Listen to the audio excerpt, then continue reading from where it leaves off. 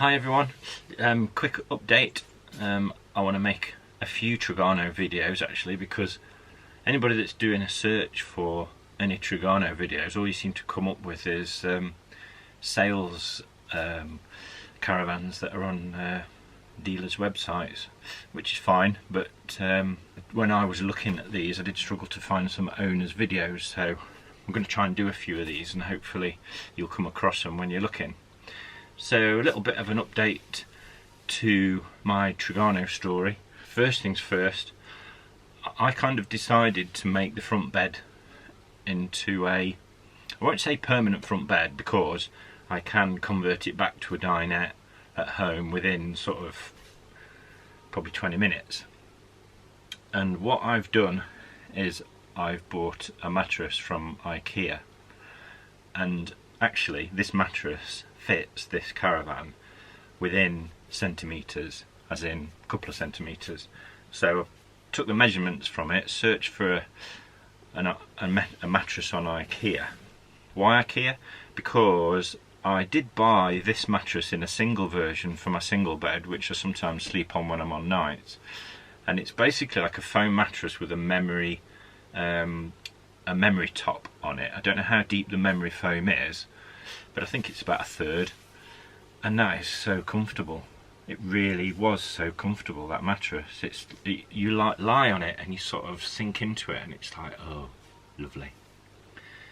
The first couple of nights that I slept in this, woke up in the morning with some severe backache right in the middle of my back between my shoulders, and it was like that every night. I don't know why, whether it's to do with the pillows or the foam upholstery, which may be too hard, maybe, I don't know. But anyway, I decided, as I slept quite well on the Ikea memory foam mattress, that I would try one in here. And actually, because there's a dinette here where the camera is, I'm never really going to use this caravan with both dinettes up. There would be no need for that. And even if there's two of us that goes away, it's still adequate to use this dinette here and leave this as a bed, to be honest. And so I'll show you in a minute. I actually made a headboard for it which clips on to some brackets, and it's worked out really well. It's beautiful. I've got some spare material from that, and I did try to find some material that matched the caravan, and I was probably never going to find anything that will match the cushions, so it is slightly different, but it is gold, and it's almost like a burnt sort of gold going into a brown. I've got enough material left to have a bed runner made, which I'm having done just now. So I'm thinking I'm going to get some hotel quality white bedding and have this runner on, and it's going to look really elegant with the bed down. And I think that this caravan has its own kind of, you know, quirky, elegant sort of thing, because it's like a niche caravan, it's a niche market. There's no reason why it can't be elegant, you know. So I've changed the lights to LED, because they were halogen, and they were either 50 watt or 35, I'm not sure which. So I've put LED in there because the ones on the dinette are a little bit close to the net curtains, and I was just a bit conscious that of a fire risk, obviously. So I'll show you the bed and the headboard and everything. I have put a tracker on this caravan which has got a relay output, and I might consider, it's going to need some wiring underneath, but I could make the Propex heater remote control, or I could just do it with a socket. I'm not sure yet what I'm going to do, because it's maybe not the best idea from a safety point of view to have a gas blown air heater on remote control, because you just never know. But what I could do is have a one of these Wi-Fi enabled sockets and have the oil-filled radiator on. But at the end of the day, an oil-filled radiator is usually safe enough to just leave on all the time anyway, so don't know, give that some thought. So we've just been away for a week to St David's, which was about 350 miles from here. Travelling was absolutely brilliant, really was.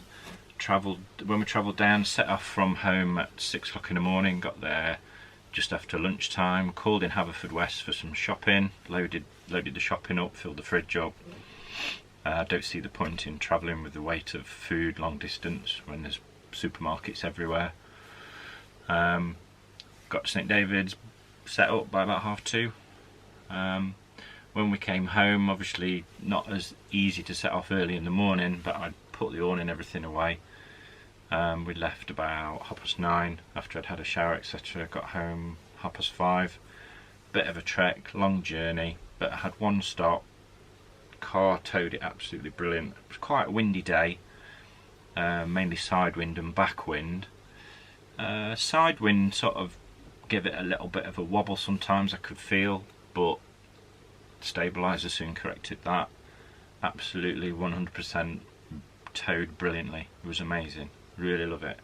And staying in the caravan for a week, well, we had good weather, had the awning up with the canopy up the whole week, so loads of space out there. Weather was good, so I had envisaged putting my son's bed away each morning, but I actually never did. I just left it there. It was something for him to lounge on sometimes during the day if he wanted. So we had all our meals outside, did a lot of cooking outside, got the Kadak, got a Ramoska, which I'll do a little bit of a video about. It is absolutely brilliant. If you go camping, caravanning, motorhoming, whatever, have a look at a Ramoska. So my nights in here were brilliant. Still found I had a little bit of a backache a couple of mornings, and I figured the only other thing I can change is my pillows. So managed to go shopping one day, found some pillows in a TK Maxx that were softer, I thought, than the ones I'd got, so bought those. Rest of the night sleep, bliss, absolutely bliss. This mattress honestly is gorgeous. It's the double bed size from Ikea, so it's 135 centimeters wide and it's 190 centimeters top to toe, and that fits this caravan like an absolute glove. It's absolutely perfect. If you've got any kind of caravan, camper van, motorhome, whatever, where you have a space that you could leave up as a double bed, I would seriously look at getting rid of the bedding that's in there and get one of these Ikea mattresses. You obviously, if you sell it on, you can obviously keep the mattress, you just put it back to how it was.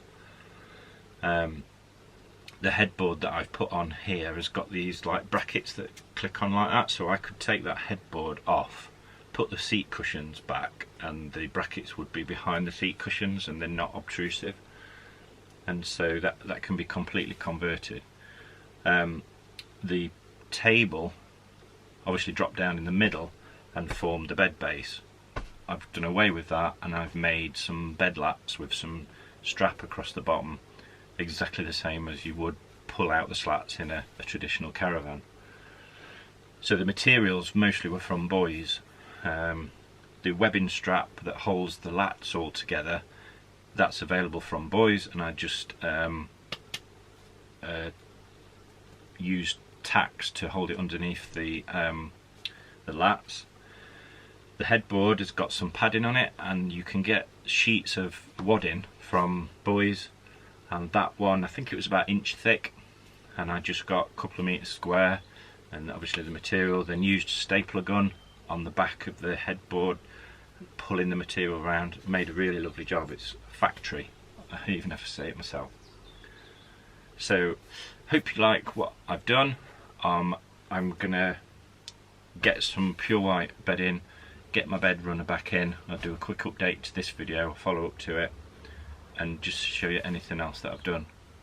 But up to now, really impressed with this caravan. The week's holiday away in it, absolutely brilliant. Everything works perfect.